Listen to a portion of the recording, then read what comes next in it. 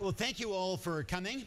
I'm delighted that have the chance to talk to somebody I admire a lot, Melinda Gates. I've been visiting projects that Melinda and Bill have been involved in, seeing the progress that they brought about, and that it's not only about the money they brought to these issues, but it's about the rigor and the emphasis on getting bang for the buck that has really infused the broader development community. So thank you so much for joining us. Glad to be here. I actually think, if I'm right, we didn't talk about this backstage, but I think the first time we met was actually went on a trip in Africa, right? Mozambique. Yes, we're going down a road in a very bumpy van, you, me, and Bill, seeing projects, yeah. That was fun. Yeah. Fish. Warm memories of those Mozambican roads. So. Yes. Well, let me start off, and let me also mention that we will be coming to questions from all of you, so please think of some questions to ask Melinda in just a moment. But let me start off by asking about the domestic versus international scene. So in this room, I think an awful lot of us have been very focused this last week and today. I don't know if you've been watching your Twitter accounts. The news in this country as it relates to gender. And this has underscored the degree to which we have challenges in this country involving sexual violence, involving reproductive health, involving gender equity. And why your emphasis is on these larger global issues. So why should we save some bandwidth to also focus on women's rights in Niger, Bangladesh, Indonesia? Well, I think we care about families all over the world, no matter where they live. And I think it's sometimes easy to forget when we go about our lives, our busy lives here. We, read the news on our phone. There's so much that captures our attention, tragedies, fear in the United States. And yet every single day, there are women around the world who are delivering a baby in their hut on a mud floor, or not in a health clinic, or even if they go to a health clinic, there certainly isn't an incubator in most of them. And women who are still, chopping firewood every day and cooking. I've cooked with women over open flames, on firewood, and they're carrying dirty water. And to me, it doesn't have to be that way. When I think about what we have in the United States or in Europe or in certain places in Asia, I think, wow, why don't we just make sure everybody has those basic things? And if we help them receive some of those basic things, they will lift themselves up.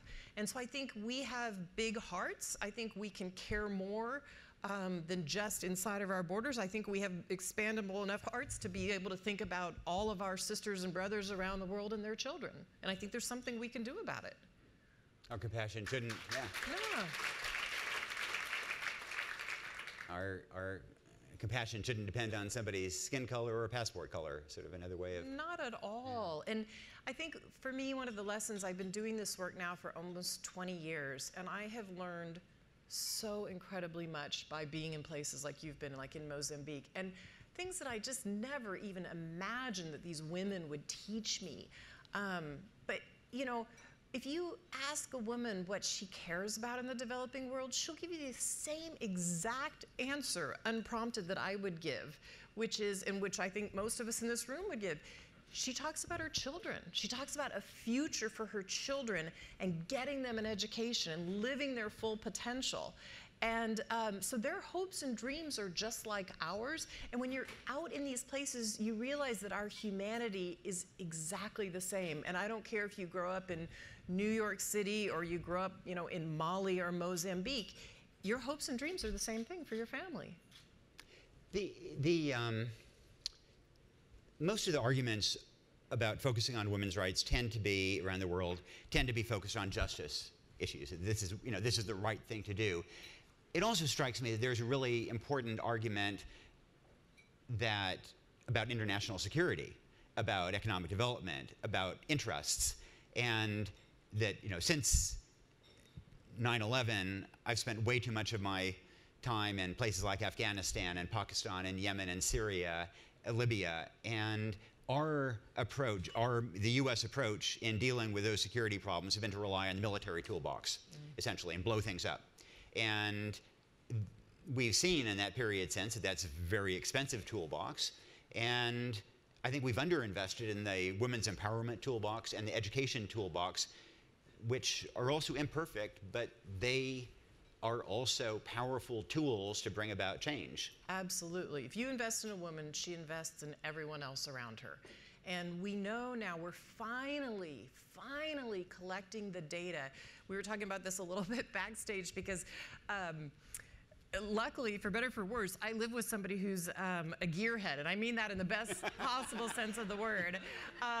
But you can't sit at a table. I'm a co-chair with Bill of our foundation.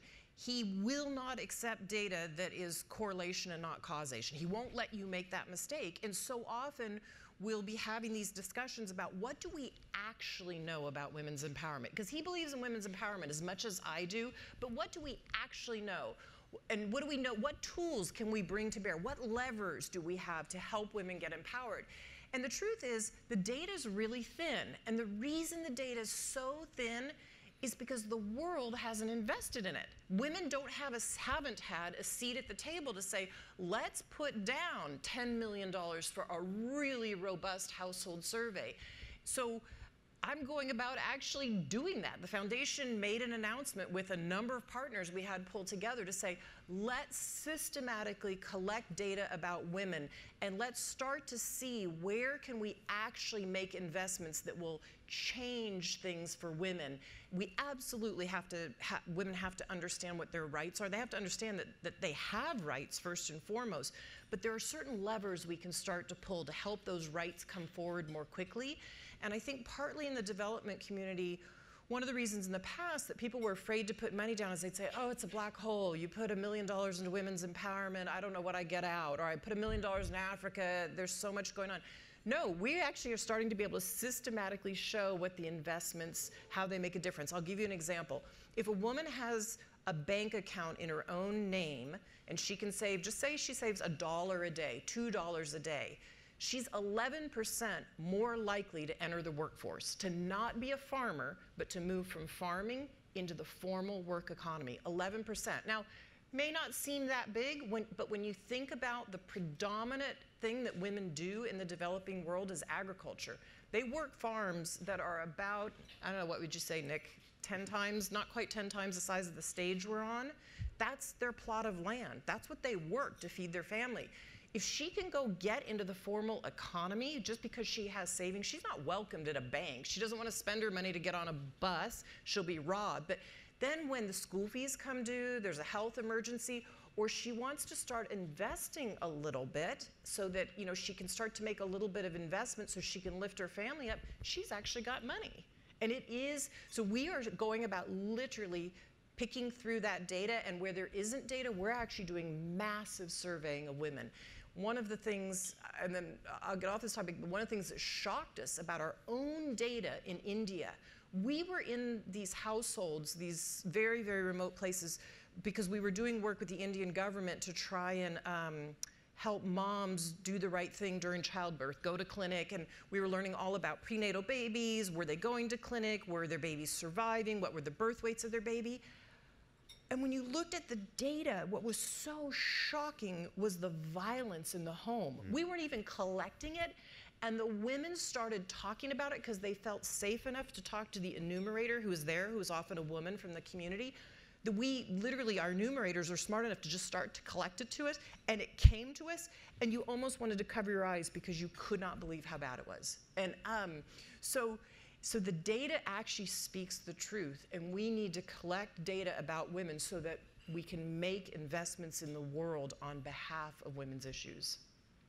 I must say that's kind of what got me engaged in these issues, that some of the, there was a UN study that found that 25% of the men surveyed in Asia said that they had raped a woman. 25%. In one part of Papua New Guinea, it was 62% of men said that they had raped somebody. And it's just sort of mind-boggling.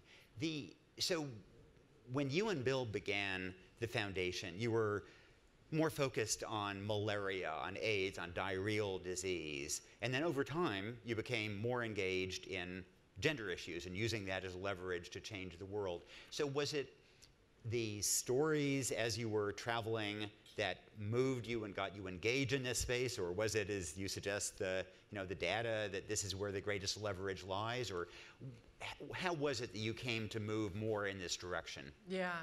So we started very much as a science foundation, and at the end of the day, Bill and I believe in innovation. I worked at Microsoft. I'm a computer scientist, and I worked at Microsoft for 9 years. So my background is computer science and economics, and at the end of the day, it's the innovations that happen. I mean, think about, you have a computer in your pocket. When I was growing up a little girl, I took my typewriter. That was my high school graduation gift from my parents. I took my typewriter to college. And while I'm in college, it flipped over to computers. And as a computer scientist, I could not believe people were spending time on a computer to write their paper. I was like, are you kidding? I got to code that thing. There are only 6 of them. But we have that power, that innovation. And so when I'm out in the developing world and I see what a digital bank account does, or I see that the woman can get a notification about the vaccinations are in, that innovation is huge. The innovation of medicine that keeps us alive in cancer or vaccines. So we started with science. We will always be about innovations in science. However, we very quickly started to realize that if you can't get a woman to accept the polio drops in her child's mouth, or to accept the vaccine or ask for the vaccine, you can have the greatest technology in the world and it'll sit on the shelf and it'll never get delivered. So we moved into delivery, science with delivery.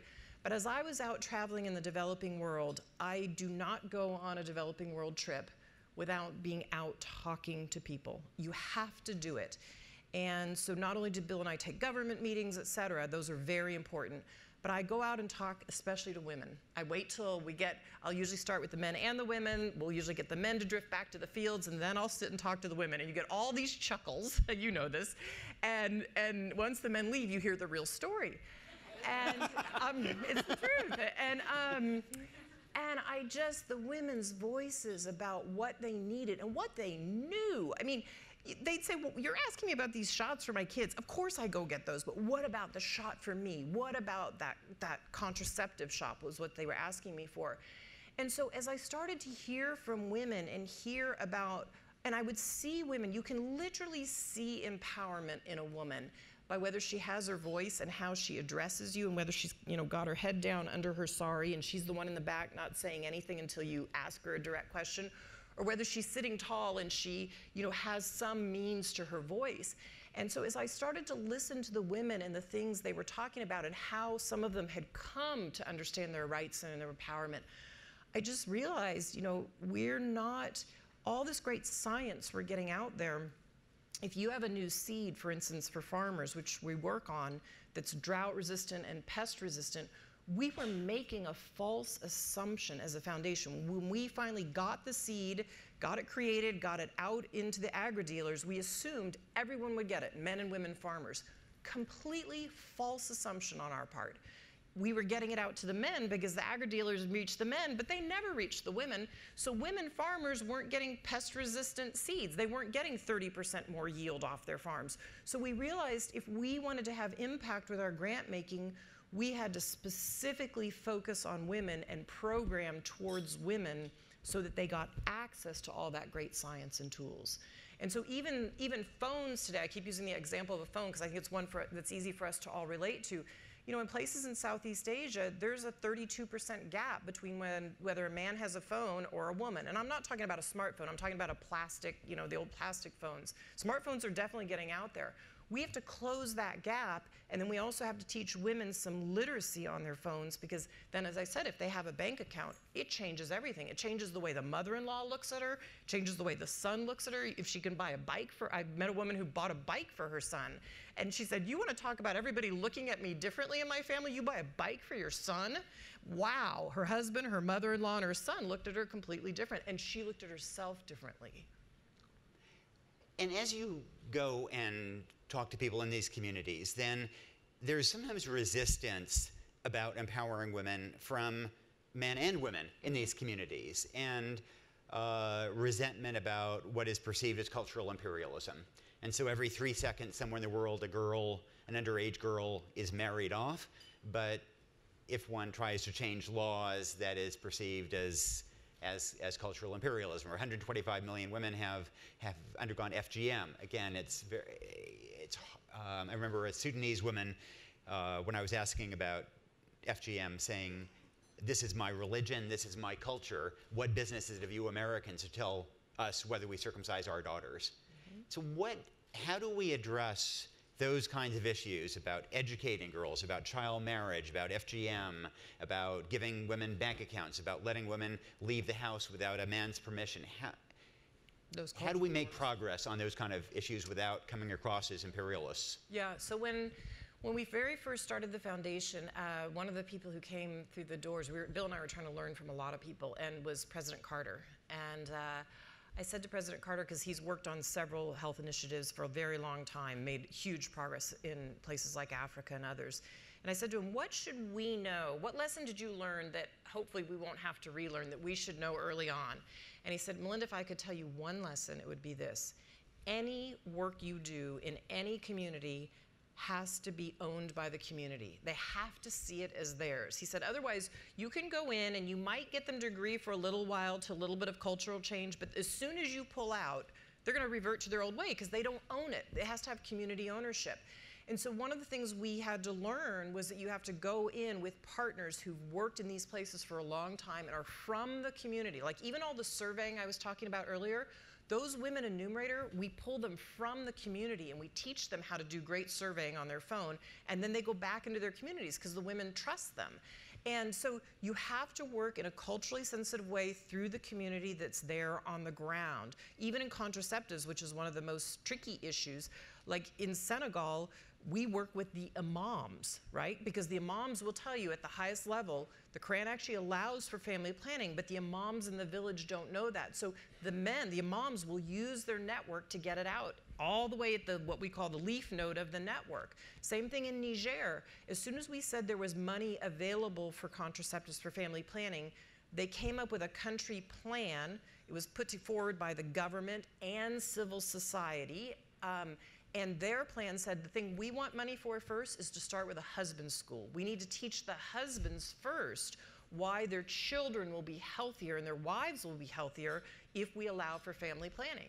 So you have to do it. Every piece of work we do is through partners. And I guess the last thing I'll just say on this is I've just come from an event that Bill and I were hosting today around the UN Sustainable Development Goals. And the whole focus was on the progress that we've made as a world, which we've made huge progress. 1 billion people are lifted out of poverty since 1990. Childhood mortality has been cut in half since in the last 25 years. But that progress is not inevitable because we're about to have, we're having a youth boom in Africa of 60% of the population is under the age of 25. But what we did was today is we had in the room these youth activists and youth inventors. They are the future. We have to put money in their hands and alight their ideas in the community.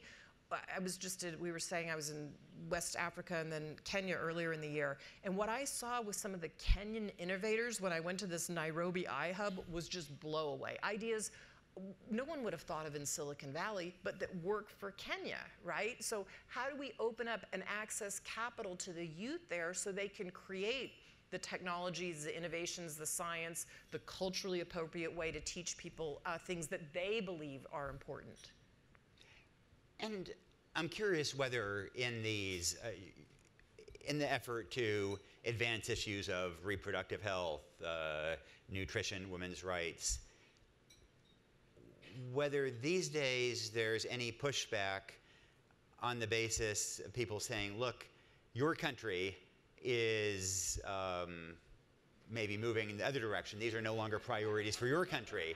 Why should we take your advice to enhance women's rights in our country when it doesn't seem to be so important in Washington? Do you get any pushback along those lines? I get more pushback, more of this like kind of scratching, people kind of scratch their head and say, what the heck is going on in the United States? Like we used to look at you all as leaders in the world on some of these issues, on so many issues. we don't get why you're not leading anymore. I mean, to me, it's actually embarrassing in certain places when you go around the world. Now, even when I started this contraceptive initiative in 2012 with a whole host of partners to get it back on the global health agenda, the people who were the most forward-thinking about it were honestly the Europeans. I mean, they've had contraceptives for a very long time, and they're kind of like, in the US, why don't you get over the politics? Like, this is just the right thing for women. So we actually did the summit in Europe. Because the biggest political heat, the reason contraceptives fell off the global health agenda is really because of the political heat in the United States and the Catholic Church. And I mean, it's why we have, and that was what was so shocking to me, is I would talk to women who were literally begging me for contraceptives. They'd say, that little clinic I can see from my house, you know, these little ramshackle clinics, it used to have contraceptives. It doesn't anymore. I have 5 children. This was in Niger. What am I supposed to do to feed these? And that's when I came home and learned that, you know, at the time, 220 million women were asking us for contraceptives, but it had fallen off the global health agenda because of this deep political pressure in the United States. And yet, contraceptives are used even by Catholic women in the United States at an over 90% rate. So we're not giving women the thing they want, and yet when you think about the United States, what allowed women to go into the workforce? The birth control pill, because all of a sudden we could decide if and when to have children. And so, so I just look for the coalition around the world. There's a global coalition now that says this is just right for women. And almost no matter what happens on the US political arena, we're moving forward no matter what.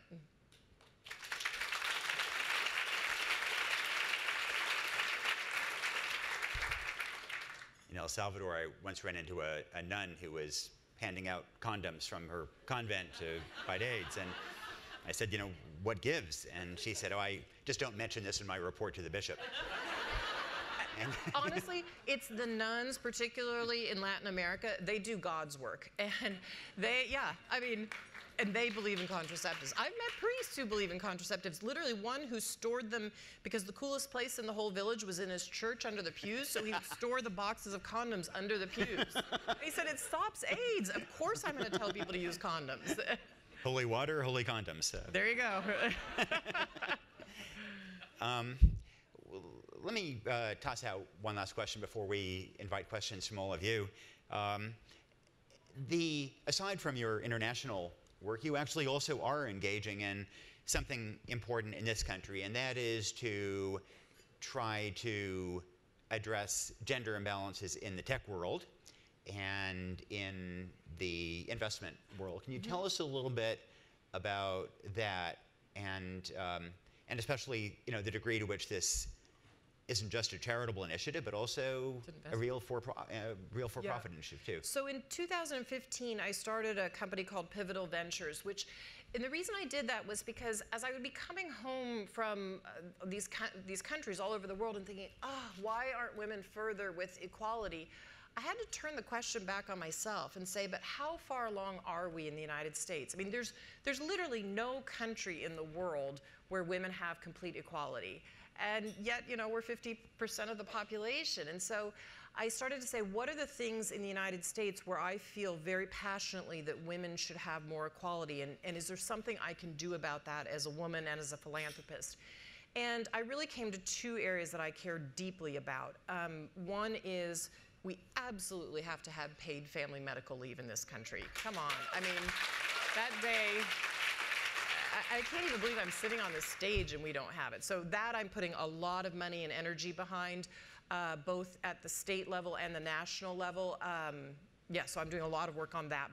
And then on the tech sector, the reason I care so much about the tech sector is not only am I a technologist, but technology is pervasive in our lives. I mean, look what it's doing to change our lives. Where do you go that you don't have technology these days and it doesn't touch a piece of your life? But yet, at the time I was in college in the late 1980s, we peaked in terms of the number of women in computer science. So we were just like law and medicine. We were on the way up. Law and medicine, we now graduate about 50%, men and women. And in computer science, we went like this, and then we went like this. And when I think about who not only has a seat at the table, but who the inventors of our society are, I think, oh my gosh, we don't have women, and we don't have women of color at those tables. And so when we all talking, society's talking about artificial intelligence, right? Okay, so there's no women or minority at the table for artificial intelligence. We're baking bias into the system. So when I think about the US Constitution being written in 1776, there were no women and there were no blacks at that table. And we saw what happened, and we're seeing how long it's taking to undo that. I don't want to write those rules into AI because it's all a bunch of young white guys in hoodies. I don't think,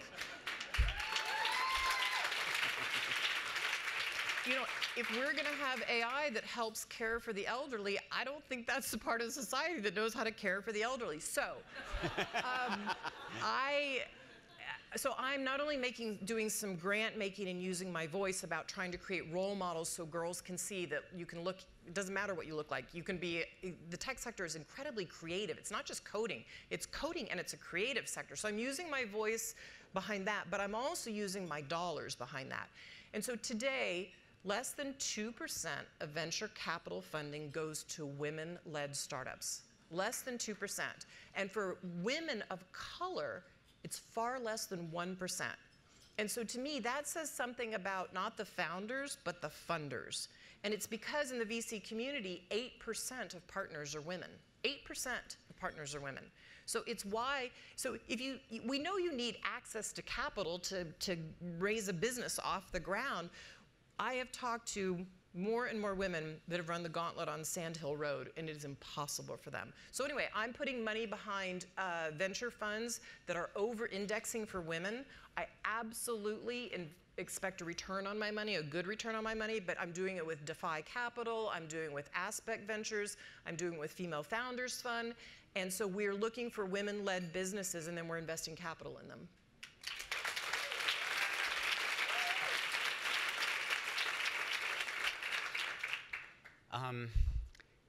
I'm afraid we've kind of we were so engaging that we've run out of time for questions. I apologize, but I would like to thank you very much for joining us, and please join me in thanking Melinda also for her work. Thank you.